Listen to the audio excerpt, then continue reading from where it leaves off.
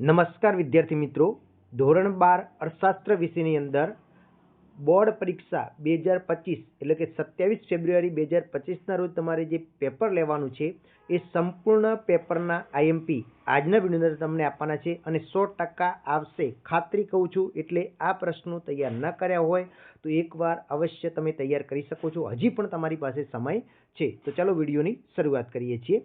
આપણે શરૂઆત કરીએ છીએ વિભાગ C ની અંદરથી. તો વિભાગ C તમારે 24 માર્ક્સનું રહેશે, એટલે કે પ્રશ્ન ક્રમાંક 31 થી 46 એ વિભાગ C ના રહેશે. પ્રત્યેકના 2 ગુણ છે, એટલે કે એની અંદર જોવા જઈએ તો કુલ 16 પ્રશ્નો આપેલા હશે. એમાંથી કોઈ પણ 12 પ્રશ્નો તમને જે આવડે તે તમારે લખવાના છે. એના માટેના ચેપ્ટરની વાત કરીએ તો ચેપ્ટર 1, 2, 3, 4, 5, 6 પછી 9, 10 અને 11 આટલા ચેપ્ટરમાંથી 2 ગુણના પ્રશ્નો પૂછાય છે. તો આપણે ફટાફટ ચેપ્ટર વાઇઝ પ્રશ્નો જોઈ નાખીએ અને હું ખાસ સ્ટાર માર્ક્સ પણ કરાવીશ કે આ વખતે કયા અગત્યના છે. તો ચેપ્ટર 1ની વાત કરીએ, 2 ગુણના પ્રશ્નો. પહેલો છે આકૃતિ એટલે શું, તેને શા માટે દોરવામાં આવે છે.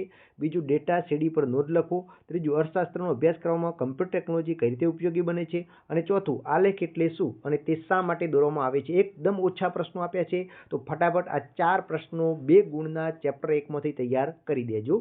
એના પછી ચેપ્ટર 2ની વાત કરીએ તો એની અંદર માનવ વિકાસ આંકની મર્યાદા જણાવો. બીજું છે રાષ્ટ્રીય આવક નિર્દેશકની મર્યાદા જણાવો. ત્રીજું વૃદ્ધિ અને વિકાસમાં કોને માપવામાં મુશ્કેલી પડે છે, શા માટે. ચોથું વૃદ્ધિની મર્યાદા જણાવો. પાંચમું માથાદીઠ આવકના નિર્દેશકની મર્યાદા જણાવો. અને છઠ્ઠું છે જીવન ભૌતિક ગુણવત્તા આંકની રચના જણાવો. તો આની અંદર હું ખાસ તમને કહું છું પ્રશ્ન ક્રમાંક 2, કયો પ્રશ્ન ક્રમાંક 2 અને પ્રશ્ન ક્રમાંક 4 ઉપર વધારે ફોકસ કરજો. એના પછી આપણે ચેપ્ટર 3ની વાત કરીએ તો એની અંદર 2 ગુણના જોઈએ તો વસ્તી વૃદ્ધિની ફુગાવા પર અસર સમજાવો. બીજું નાણાંના મૂલ્ય સંગ્રહ કાર્યની ચર્ચો. ત્રીજું ફુગાવાના લક્ષણો જણાવો. ચોથું નાણાંની વિનિમયના માધ્યમ તરીકે કાર્યની ચર્ચા કરો. પાંચમું મૂલ્યના માપદંડ તરીકે નાણાંની કાર્યની ચર્ચા કરો.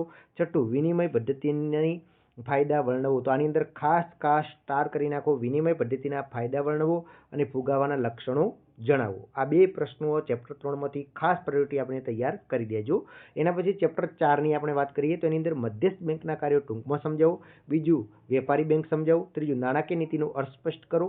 ચોથું નાણાકીય નીતિમાં ગુણાત્મક સાધનો પર નોંધ લખો. અને પાંચમું કોઈ પણ એક બેંકમાં પ્રાથમિક થાપણ 1000 રૂપિયા છે, બેંકો થાપણ ઉપર 10% રોકડ અનામત રાખે છે, તો શાખા સર્જન તમારે સમજાવવાનું છે. એના પછી ચેપ્ટર 5ની આપણે વાત કરીએ તો એની અંદરથી ટૂંકનું લખો. પ્રધાનમંત્રી જનધન યોજના ખાસ સ્ટાર કરી નાખજો. એના પછી ગરીબી રેખાની મર્યાદા જણાવો. બીજું ગરીબીના આવકના અભિગમો સમજાવો. ત્રીજું દેશમાં આવકની અસમાનતાના આધારે ગરીબીની તીવ્રતા કેવી રીતે જાણી શકાય છે સમજાવો. અને પાંચમું છે ભારતમાં નિરપેક્ષ ગરીબીનું પ્રમાણ કેટલું છે. તો પહેલું અને પાંચમું સ્ટાર કરી નાખજો. એના પછી ચેપ્ટર 6ની આપણે વાત કરીએ તો ભારતમાં બેરોજગારીની સમસ્યા માટે બચત અને મૂડીરોકાણની નીચા દર જવાબદાર ટૂંકમાં સમજાવો. બીજું પ્રધાનમંત્રી કૃષિ સિંચાઈ યોજના ક્યારે અને કયા ઉદ્દેશ્યથી શરૂ કરવામાં આવી હતી. ત્રીજું બેરોજગારીની સમસ્યા હલ કરવા માટે રાજ્યની વિવિધ યોજનાઓ જણાવો.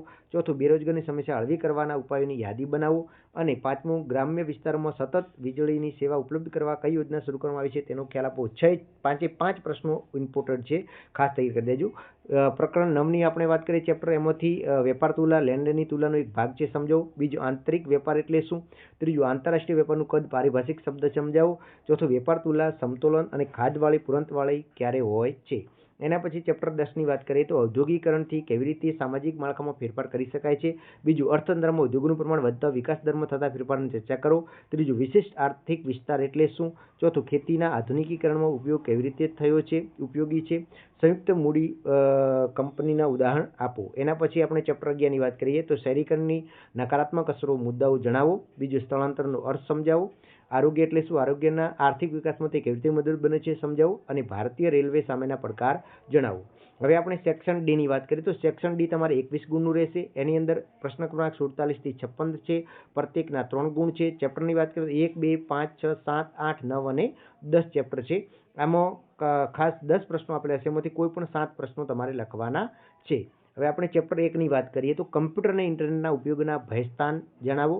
બીજું છે આકૃતિ અને આલેખ વચ્ચેનો તફાવત જણાવો. ત્રીજું અર્થશાસ્ત્રમાં અભ્યાસ કરવામાં ઇન્ટરનેટ ટેકનોલોજીનો ઉપયોગ સમજાવો.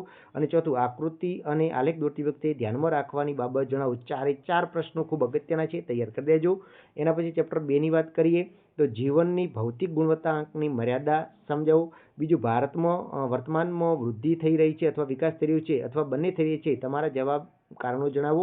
એના પછી જીવનની ભૌતિક ગુણવત્તા એટલે શું, તેમાં કઈ બાબતોનો સમાવેશ થાય છે, તો આની અંદર ખાસ બીજા ઉપર પ્રાયોરિટી વધારે આપજો, બાકીના 3 અગત્યના તો છે જ.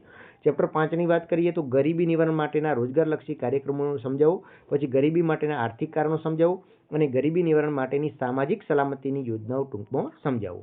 એના પછી ચેપ્ટર 6ની વાત કરીએ તો એની અંદર ખામીયુક્ત શિક્ષણ પદ્ધતિ બેરોજગારી માટે જવાબદાર છે સમજાવો. બીજું, ભારતમાં કૃષિ ક્ષેત્રની અવગણના અને બેરોજગારીની સમસ્યા વધારો કરે છે સમજાવો. એના પછી છે મહાત્મા ગાંધી રાષ્ટ્રીય ગ્રામીણ રોજગાર ગેરંટી યોજના મનરેગા વિશે માહિતી આપો. પ્રસન્ન બેરોજગારીનો ખ્યાલ ઉદાહરણ સહિત સમજાવો અને વિકાસશીલ દેશોમાં ઘર્ષણજન્ય બેરોજગારી હોઈ શકે છે સમજાવો. ચેપ્ટર 7ની વાત કરીએ તો કૃષિની નીચી ખેત ઉત્પાદકતા માટેના કોઈપણ 3 કારણો સમજાવો. ટૂંકનો લખો ટેકનોલોજીકલ સુધારા, પાકની ફેરબદલી સમજાવો, કૃષિ સંશોધનની ચર્ચા કરો અને હરિયાળી ક્રાંતિ એટલે શું. 5 અગત્યના છે. ચેપ્ટર 8ની વાત કરીએ તો ઉડિયામણ દર પર નોંધ લખો. વિદેશ વેપારના કારણો ટૂંકમાં સમજાવો. એના પછી છે વેપાર તુલા અને લેણદેણ તુલા વચ્ચેનો તફાવત સ્પષ્ટ કરો. વેપાર તુલા કાલ્પનિક ઉદાહરણ દ્વારા સમજાવો અને લેણદેણ તુલામાં ચાલુ ખાતા અને મૂડી ખાતાનો તફાવત સ્પષ્ટ કરો. આ બે તફાવત ખાસ તૈયાર કરી દેજો. એના પછી ચેપ્ટર 9ની વાત કરીએ તો નાના પાયાના ઉદ્યોગોનું મહત્વ સ્પષ્ટ કરી 3 બાબતોની ચર્ચા કરો. વિશેષ આર્થિક વિસ્તારનું મહત્વ ટૂંકમાં સમજાવો.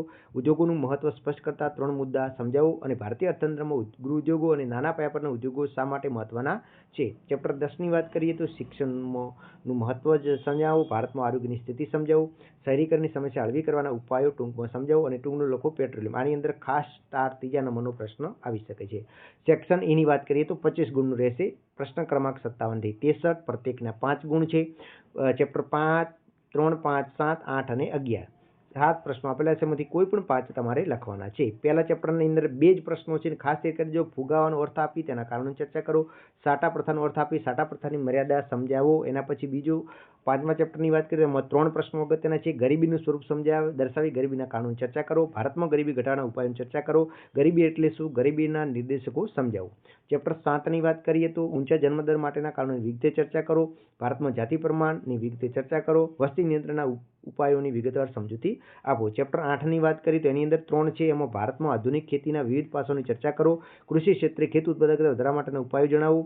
ભારતમાં કૃષિની વર્તમાન સ્થિતિની સમીક્ષા કરો. ચેપ્ટર 11ની આપણે વાત કરીએ તો એની અંદરથી ભારતમાં શિક્ષણ સ્થિતિ વિશે સવિસ્તાર સમજાવો. સ્થળાંતર હકારાત્મક ચર્ચા કરો. શહેરીકરણની અસરો જણાવો અને સ્થળાંતરની નકારાત્મક અસરો જણાવો. હવે ચેપ્ટર 7માંથી તમારે એવું પણ પૂછાય છે કે આંકડાકીય માહિતીને સ્તંભ આલેખમાં રજૂ કરી તેનું વિશ્લેષણ કરવાનું પૂછી શકે છે. આ 7મા ચેપ્ટરમાંથી આવા 2 કે 3 કોષ્ટક છે એ આ સ્તંભ આલેખ દોરવાનું અને એનું વિશ્લેષણ કરવાનું તમારે તૈયાર કરી દેવાનું છે. આઈ હોપ કે આટલું કરશો તો 100% તમારે બોર્ડની પરીક્ષાની અંદર સારા ગુણ આવશે. હવે આપણે વિભાગ એ અને વિભાગ બીની વાત કરીએ તો વિભાગ એ માટે તમારે MCQ કરવાના છે અને એ સ્વાધ્યાયની પાછળ આપેલા તમામ MCQ તૈયાર કરીને જશો તો પણ 20માંથી તમારે 16 કે 14 તો MCQ એમાંથી પૂછાય જ છે અને બાકીના 2 ગુણ 1 ગુણ વાક્યના પ્રશ્નો માટે પણ દરેક ચેપ્ટરમાંથી તમારે જે સ્વાધ્યાયની અંદર ટૂંકા પ્રશ્નો આપેલા છે એ પણ તૈયાર કરીને જવાનું રહેશે. તો આટલું તમે તૈયાર કરશો તો 100% બોર્ડની પરીક્ષાની અંદર સારું એવું તમને ગુણ મળી શકે છે.